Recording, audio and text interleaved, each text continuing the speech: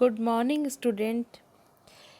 मैं डॉक्टर मधु कुमावत, सहायक आचार्य इतिहास, श्री रकपा राजकीय स्नातकोत्तर महाविद्यालय किशनगढ़। आज हम सिंधु घाटी सभ्यता के अंतर्गत नगर निर्माण योजना का अध्ययन करेंगे, यानी नगर नियोजन के बारे में हम जानेंगे। इससे पहले वाले वीडियो में हमने देखा था कि सिंधु सभ्यता जो है इसका विस्तार कहाँ कहाँ तक था, सिंधु सभ्यता की उत्पत्ति और उसकी प्रमुख विशेषताओं का अध्ययन हमने इससे पहले वाली वीडियो में किया था। सिंधु सभ्यता में पूर्व हड़प्पा काल के अनेक स्थल शहरों के रूप में विकसित होने लगे, जैसे हड़प्पा, कालीबंगा आदि। इस शहरीकरण की प्रक्रिया में कृषि अतिरेक की महत्वपूर्ण भूमिका रही। अब यहाँ देखेंगे कि कृषि अतिरेक क्या है। कृषि अतिरेक का मीन्स ये है कि अपनी आवश्यकता से अधिक अनाज उत्पादन करना, जिसका उपयोग शहरी प्रक्रियाओं में किया जाता है, उसे कृषि अतिरेक कहा जाता है। सिंधु सभ्यता के अंतर्गत अनेक बड़े शहरों, छोटे शहरों का विकास हुआ। बड़े शहरों में हड़प्पा, मोहनजोदड़ो, कालीबंगा, धोलावीरा, राखीगढ़ी आदि सम्मिलित है। सिंधु सभ्यता का भारत में सबसे बड़ा शहर धोलावीरा है, जो कि गुजरात में है। हड़प्पा पंजाब, जो कि पाकिस्तान में है स्थित, के रावी नदी के बाएं किनारे 1921 में दयाराम साहनी ने हड़प्पा की खोज की। इसकी सबसे महत्वपूर्ण विशेषता यहाँ से अन्नागार मिलना था, जो कि रावी नदी के ठीक किनारे पर स्थित है, अर्थात नदी से अनाज को अन्नागार में लाया जाता था। हड़प्पा को दो भागों में बांटा गया है, गढ़ी क्षेत्र, निचला क्षेत्र यानी आबादी वाला क्षेत्र। यहाँ से श्रमिकों के रहने के आवास प्राप्त हुए हैं तथा R37H कब्रिस्तान आदि मिले हैं। यहाँ से एक पत्थर की नृत्यांगना की मूर्ति भी मिली है। मोहनजोदड़ो अर्थात मृतकों का टीला, सिंधु नदी के किनारे सिंध के लरकाना में राखलदास बनर्जी ने 1922-23 में इसकी खुदाई की।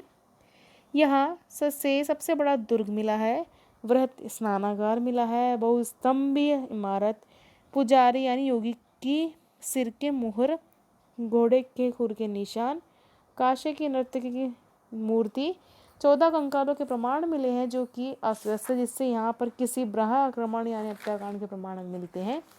यहाँ से बाढ़ आने के प्रमाण भी मिले हैं। वृहत स्नानागार कर्मकांडीय रूप से प्रमाणित था कि जो कि किले के अंदर था, ईंटों से निर्मित, जो 39 फुट लंबा, 23 फुट चौड़ा और 8 फुट गहरा है। जलाशय के 3 ओर बरामदे तथा उनके पीछे कई छोटे छोटे कमरे तथा गैलरियाँ थी। कमरों से नालियाँ निकाली गई, जिसका संबंध बड़ी नालियों से होता था। दीवारों को जिप्सम से जोड़ा जाता था एवं बटुमिन का प्लास्टर, एक तरह की मिट्टी होती थी बटुमिन, उसका किया जाता था। फर्श का ढलान दक्षिण पश्चिम की तरफ था। यहीं से पानी की निकासी व सफाई की जाती थी, एक अंतराल के साथ। सिंधु सभ्यता के क्षेत्रों से उत्कृष्ट नगर नियोजन, गढ़ी की संरचना, अन्नागार, भवन, चेस बोर्ड आकृति की सड़कें आदि प्राप्त हुई हैं। नगर नियोजन की दृष्टि से दो मुख्य भाग थे, किला, पहला भाग किला और दूसरा भाग निम्न स्तरीय शहर। लुटेरे एवं पशु चोरों से सुरक्षा के लिए किलेबंदी की गई थी। किले को ईंट से बनी दीवारों से घेरा गया था। कालीबंगा एकमात्र ऐसा शहर मिला है जहां पर किला एवं निम्न चर दोनों ही ईंटों की दीवार से घिरे हुए हैं।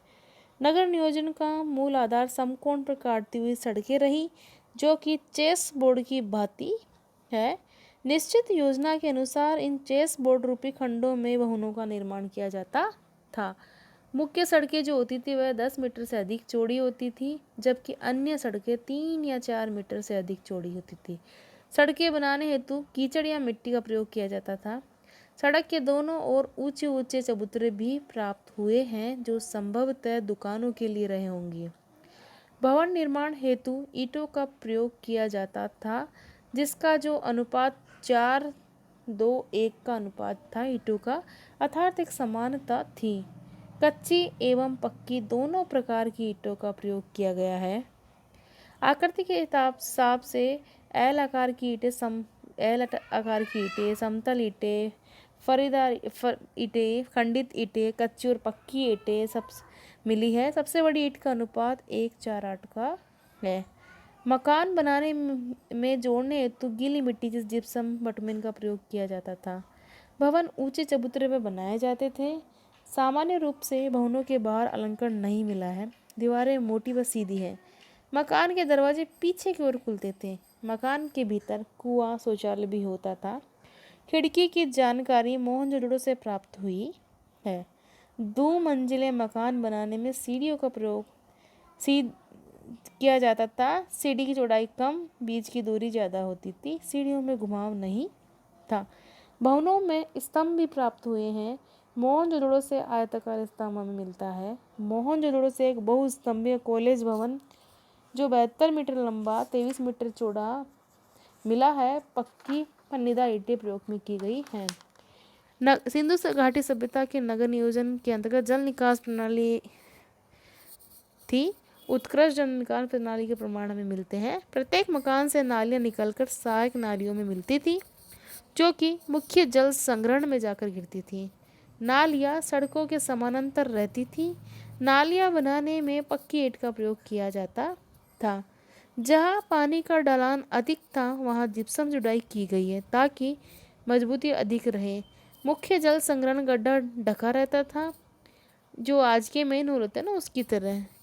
कालीबंगा से लकड़ी के प्रमाण मिले हैं। सार्वजनिक नाली के प्रमाण यहाँ से नहीं मिले हैं। लोथल व मोहनजोदड़ो से मिट्टी के पाइप के प्रमाण भी हमें मिलते हैं। मकानों में निजी सार्वजनिक कुआं शौचालय भी प्राप्त हुए हैं। इस प्रकार जो है सिंधु घाटी सभ्यता के अंतर्गत जो नगर नियोजन थी व्यवस्था थी वह उत्कृष्ट थी। धन्यवाद।